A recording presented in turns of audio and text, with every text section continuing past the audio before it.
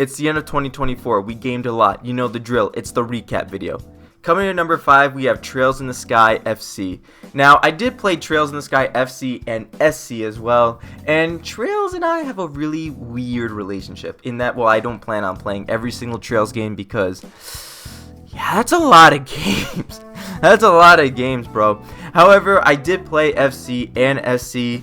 FC was gifted to me by my friend Choops. Go check him out. Awesome dude. And so here's my thing with FC. Now, when it comes to FC and SC, I am not a huge fan of the gameplay. The gameplay is fine. It's just not really my cup of tea. There's also, I feel like the games, especially SC, are paced kind of poorly. FC not nearly as bad, but SC is like, yo, the pacing is so freaking bad to me in my opinion. However, it's still a great game. It's still a good game. Still a good game. But FC is definitely my favorite of the two. But for me, what makes the games great, in my opinion, is the story and also the characters, especially the characters. The deep personal interpersonal relationships that they have, the conversations that develop their bonds. Like, that's what makes the games great to me. You know, that's what I looked forward to in these games, especially in SC where Chloe and Estelle are on the stage, man, and Agat and Tita, you know, when they're in their house, it's like, oh my, it's just amazing. Like, that's what I loved about the games more than anything else. You know, that stage scene could have went on for 3 hours and I wouldn't have minded it one bit, because it was just, yo, I had me tearing up. Like, come on, man, these games had me tearing up quite a bit. But yeah, man, I don't plan on playing every Trails game. You know, I think my journey ends at SC. However, as much as I got annoyed with the gameplay, I still think they're great games. And if you like long storied RPGs, definitely check out Trails. But yeah, Trails in the Sky FC, great game. It comes in at number 5. Coming in at number 4 is a game that I never expected would ever be on here, and that's Amnesia Memories. Now, this game, to be honest, I played this game as like kind of a joke for Valentine's Day, and you know, my good friend Hammy was like, yo, Van, you should play an Otome game, Valentine's Day is coming up. And I'm like, alright, she gave me a few options, but I was like, you know what, I remember in college I wanted to watch the Amnesia anime, which thankfully I never got to because apparently that anime is trash. And to be fair, man, adapting 5 roots in 12 episodes, yeah, that's rough. That could be rough. I think there's like an OVA too, but still, that's not nearly enough time. But yeah, so I decided, you know what, I'm, I guess, kind of familiar with Amnesia, so I'll give this a whirl. And it's really actually kind of good. It's actually pretty damn good in my opinion. I had a lot of fun. Obviously, it's just standard, you know, visual novel flair, point and click. You have your good endings, your bad endings, your normal endings, your caged endings. Yeah, there's quite a few different routes you can do. I did them all. You know, I did them all. I did Shin's route. I did Kent. You know, Ukyo. Like, I did every single route in this game, and yeah, I had a lot of fun. I truly did have a lot of fun with this game. Shin is my favorite boy. Come on, let's all give him a round of applause. Our boy Shin. You know, he's got the best drip, the coolest dude ever. Kent is also pretty cool. You know, Kent's a close second. Toma sucks. He could go fucking die. But Shin and Kent are dope. But if I had to choose one, it would be Shin. But yeah, this game is great. The soundtrack's really good, and yeah, it's just a really fun Otome game that you can play. And yeah, if you have nothing to play for Valentine's Day and you're single and lonely like me, definitely get rizzed up by some anime boys with this game, Amnesia Memories. Yeah, really fun game. Cool routes. There's some mini games that you can do, which I did, you know, just like air hockey and shit. But yeah, air hockey is actually pretty important in this game, at least in the Shin route. But yeah, anyway, this game is great. I had a lot of fun with Amnesia Memories. We made good memories with Amnesia Memories on stream. So yeah, I never expected this game would ever make it to, you know, me playing it, especially, you know, let alone on recap video. But here we are. So coming to number 4 is Amnesia Memories. Now coming in at number 3, we have yet another Touhou game. This is the 3rd year in a row that Touhou is on this recap, and it's Touhou 14 Double Dealing Character. Now, again, this year I played a decent amount of Touhou games. I played Touhou 10 Mountain of Faith, Touhou 13 10 Desires, Touhou 14 Double Dealing Character, Touhou 17 Wily Beast and Weakest Creature, and Touhou 18 Unconnected Marketeers. And out of all of them, I have to say the best one, with no question, is Double Dealing Character. DDC, in my opinion, is the most underrated Touhou game ever, and it really pains me to say that because this game is phenomenal. Like, from a pure gameplay perspective, this could easily be like the second best Touhou game ever. You know, like, I think Perfect Cherry Blossom still has the best gameplay.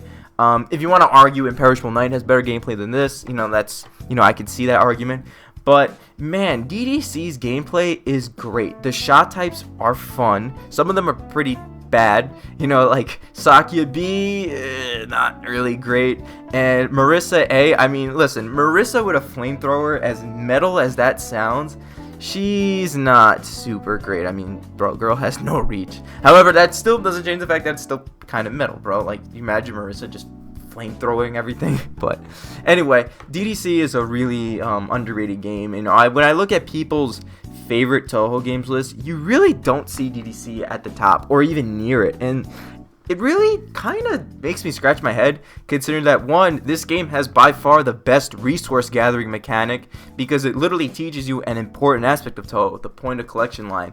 Basically, what you do is, to get, you know, lives and bombs, you collect, you know, point items and power items from the point of collection line, and then depending on how many you get either a bomb piece, a life piece, or if you don't get enough, you don't get shit. But in my opinion, that's the best way to gather resources in the game, because it's a high risk, high reward that teaches you a very important aspect of Touhou. And also, I mean, the boss fights are fun too. Anyone who says this game doesn't have memorable boss fights, I mean, Sekibanki's multiplicative heads, Shinmi, you grow bigger, Seija flipping your controls, Raiko giving you a freaking headache when you do the freaking, Lampercuss spell, bro, it's great. I freaking love this game, holy shit. I could go on for so long why I love DDC and why I think it's, in my opinion, it's, out of all the Touhou games I played, it's my 3rd favorite game in the series, but pure gameplay wise, it could probably be number 2. I mean, this game is just phenomenal. Would I recommend this game for beginners? No, because this game is pretty damn difficult. It's not the worst game to start with, but it is difficult. It is very difficult. I mean, don't let Shinyamaru fool you. Shinyamaru Sukuna, the real Sukuna, not that guy from JJK. I love JJK, by the way, but don't let, you know, her little stature fool you. She's tough. She's probably the toughest boss in the game, stage 6 boss in the series, outside of, you know, in terms of like the whole numbered games, outside of maybe Junko. I think Junko's probably tougher. I never played 15. I will when I stop being a little bitch. But yeah, Double Dealing Character, DDC is just a really, really fun Touhou game, and super underrated, and of course it's Touhou, so the soundtrack is amazing, but that's literally every Touhou game. But yeah, number 3, without a doubt, goes to Touhou 14 Double Dealing Character. Coming at number 2 is a game that I have yet to finish, although I'm on the last chapter, and that's Ys 10. Man, who would have thought? Okay, guys, so raise of hands real quick, right? Who would have thought that we would have gotten Ys 10 in 2024, right? Usually when an Ys game is announced, we wait like 2 or 3 years before we actually get it. But this year was different. This year was just a few months, and wow, this game is great. This game is phenomenal. Absolutely. If we had to wait 2 or 3 years, it would still be worth the wait, in my opinion. Just, first of all, the combat. Let me tell you something about this combat. This combat is insane. I think it's probably the best in the series, right? I mean, maybe 9 still has slightly better combat, although 9 is by far, I think 9 is Falcom's masterpiece. It's its magnum opus.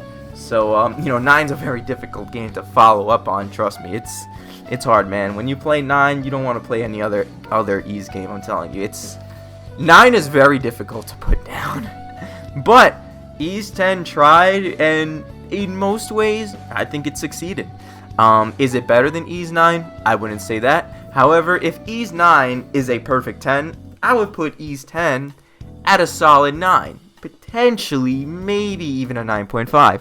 Again, the combat is great. You can switch between dual combat, when you and Karja are together, and when Adel and Karja are together, and also single combat. You switch between characters. The other character heals while you're in one character. So, for example, if you're using Adel, Karja heals, and vice versa. The skills in the game are great. The way to get skills is also really kind of like the wonkiest sphere grid ever. If you ever played Final Fantasy X, it's literally like the wonkiest sphere grid ever.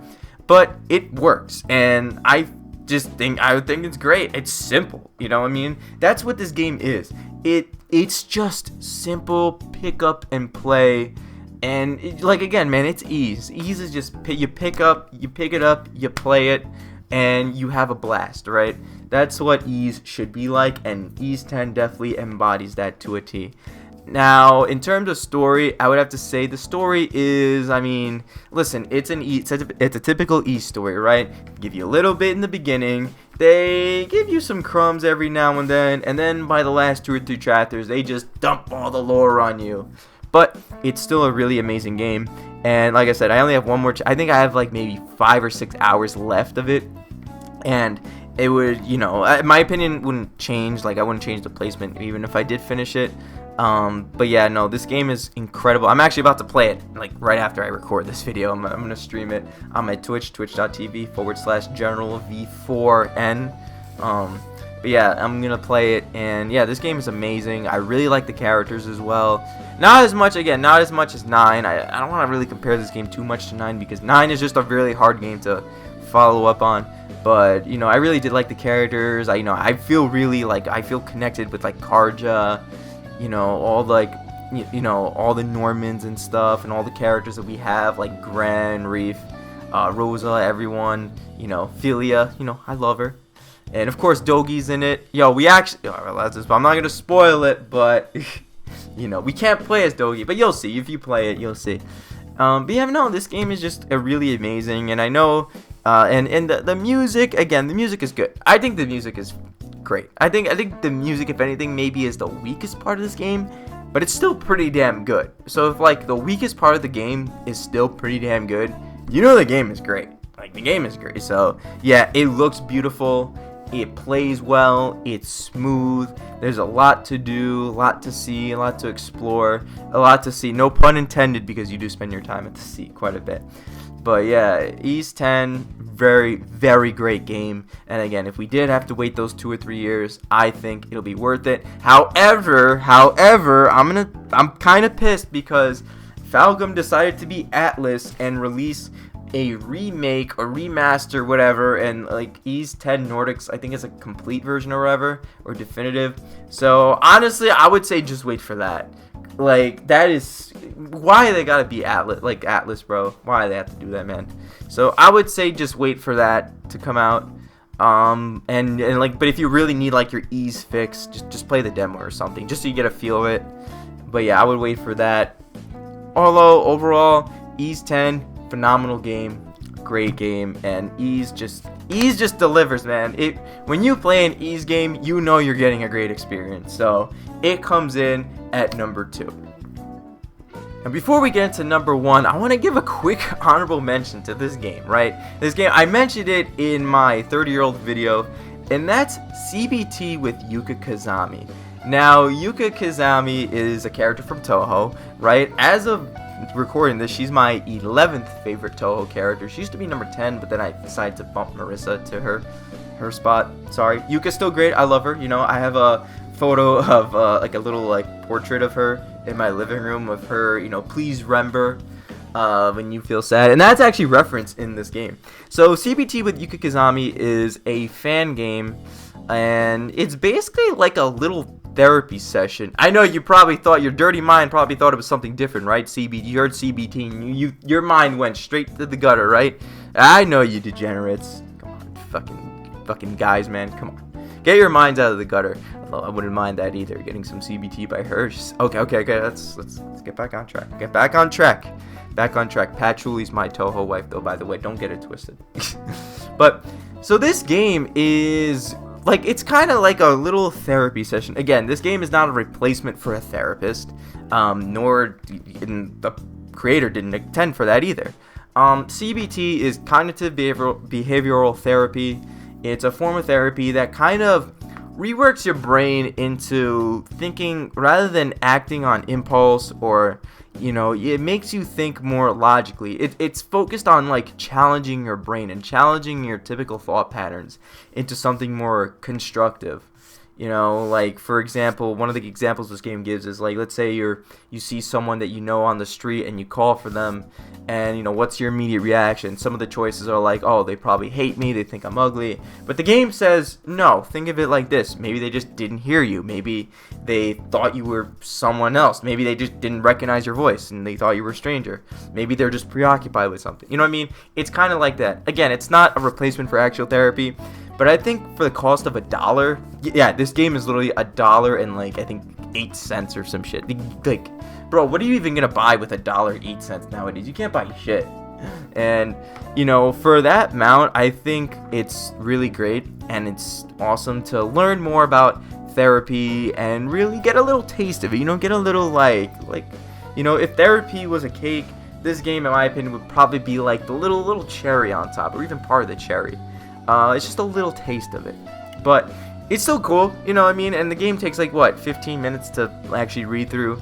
And I think if you're really struggling with something mentally, but you're not sure of therapy, I think playing this game, again, won't fix your problems, but it will give you a little taste as to what you should do in order to maybe fix your issues. Maybe you know what I mean, like, gives you a little taste of cognitive behavioral therapy, not actual CBT, like with your dirty minds thing. But yeah, this game is great. I mean, it's $1, like $1 and some change. I would get it, so yeah. Honorable mention definitely 100% belongs to CBT with Yuka Kazami. And also, before I get to number 1, please remember that when you feel scared or frickin', never forget to times when you feel happy. When day is dark, always remember Happy Day. And number 1 is a game that I finally got around to. I always wanted to play this series, but I was too lazy to do it. But this year changed it, and that game is Atelier Sophie, The Alchemist of the Mysterious Book. Man, this game is just so great. I got the DX version, by the way, and this game is really just a super fun game. Now, I know all the other games are fun, but this game takes it up a notch. First off, it is so relaxing to play. Like, I can just pick up this game, and if I want to just vibe and, craft some stuff, I can do that, right? This game is just such a vibe, and I really enjoy games like that. Games like Valhalla, games like, all those games that just really have, like, vibes to them. Like, chill vibes, chill guy, right? And this game is definitely a game that I can just play casually, just relaxing, craft my gear, craft my stuff, talk to some characters, fight a few battles. And yeah, man, like, I thoroughly enjoyed this game from start to finish. The last boss, though, really kind of tested me, because it was like, alright, Van, you played this game, but let's see if you truly understand the mechanics of it. And I did. I prevailed. I actually crafted and threw stuff, and it was really great. It was really a fun time. And yeah, no, the game is amazing. It looks beautiful. It plays beautifully. The characters are all funny. The cutscenes aren't too long. You know what I mean? That's one of the issues I had with Trails FC and SC. And again, I don't blame it, and not to compare, but because again, Trails is a very story-heavy game, right? And the cutscenes and yap sessions are long, right? I think the longest yap session in Atelier, aside from like the beginning and ending, is like 2 or 3 minutes. Like, if a character said, if a dialogue went on for more than like 20 sentences, I was like, holy shit, this is long. But but within those short little conversations, you learn a lot about the characters, right? Like, I love Monica, my girl Leon, and Sophie especially. Her relationship with Plakta, really, really fun, really enjoyable to see throughout and play through. And yeah, no, the game is also, like I said, I'm not really familiar with Atelier. I haven't played a lot. This is the only Atelier game I've ever played. But in my opinion, this game is great for beginners. I mean, I'm a beginner, and I got a hold of the crafting fairly quickly. Again, sometimes, you do get kind of annoyed where it's like, oh, I need this to make that in order to make this. However, the game gives you plenty of resources and plenty of time and plenty of areas to explore that you can actually get those. I really almost never struggled too much with getting materials. Again, if I was more experienced, I would have less of an issue, but I think personally this game is great for beginners. Will I ever play Atelier Sophie 2? We'll see when times come. I wouldn't mind it, although I just have, some games on my backlog. Right? That I need to get through. But Atelier Sophie, DX especially, really, really fun game. The soundtrack is so good, man. I remember just listening to the soundtrack, like the boss fights. They don't even feel like they kind of feel like fights, but it's just more like, when I listen to them, it's like, alright, I'm just relaxing. We're gonna have a chill day. Nice, relaxing game. One that you can just lay down. This is like the perfect game to like de-stress, in my opinion, to decompress from work or just a stressful day in general. Like you're stressing, your boss yelled at you, customers were rude to you. You just want to just relax. You just don't want to think about anything. Maybe the weather's bad. You just want to come home and play something to just enjoy yourself. This is the perfect game. This is literally the perfect game for that. It's just a really, really chill game. And I enjoyed the crafting. I think the battles were fun. I love the characters. I liked exploring. It wasn't too... You really can't get lost in this game, which I appreciated because y'all know I'm bad with directions, right? I mean, in Tales of Arise, I got lost in a fucking hallway. So, I appreciate Atelier Sophie for that. But yeah, this game is just truly great game. If you were into it, if you want to get into Atelier, or if you're already into Atelier already and you haven't played this game, bro, what are you waiting for? Just play this fucking game, dude. This game is great. And in my opinion, out of all the games I played in 2024 that I have not played before, this game is without a doubt the best game. So Atelier Sophie, congrats. You win 2024. And that's it for my top 5 games of 2024. Well, top 6, I guess, with the honorable mention. Yeah, thank you guys so much for watching. And again, this year was crazy. Like, if you want to know more about my crazy-ass year, just watch my 30-year-old video where I teach you guys how to become true Sigmas and Alphas. Basically, but to give you the little short version of it, I moved out. You know what I mean? I have my own place now. It's really fun. It takes a lot of adapting, but, we adapt. Right, we adapt like Maharaga, and yeah, man. And I went to Vegas, and like it's just a bunch of crap happened this year. But just if you want to learn more about that, just look at my previous video. And yeah, thank you all so much for coming and watching and supporting me. Yeah, man, I'm 30 years old now. Yoo-hoo, whippy, yeah, baby. That's what I've been not waiting for. But no, it's fine. Listen, 30's still young. It's the new 20, right? It's the new 20. But yeah, man, thank you all so much for watching and supporting me. And yeah, I'm still streaming on Twitch, just 2 days a week now. I definitely cut down on my schedule because to me, 2 days, personally, I think 2 days a week is the perfect amount, in my opinion. You know what I mean? I don't stress as much. And it's just great. It's just a really, really great amount of time to stream. But yeah, thank you all so much for coming. Have a happy New Year. I hope to, make more memories with you guys in 2025. I hope to play more games. I hope to, learn more brain rot terms, because this year was the year of brain rot, in my opinion, on Skibidi. So yeah, thank you all so much for coming, and I'll see you next time. Happy New Year, and as always, peace, and have yourselves a damn good night.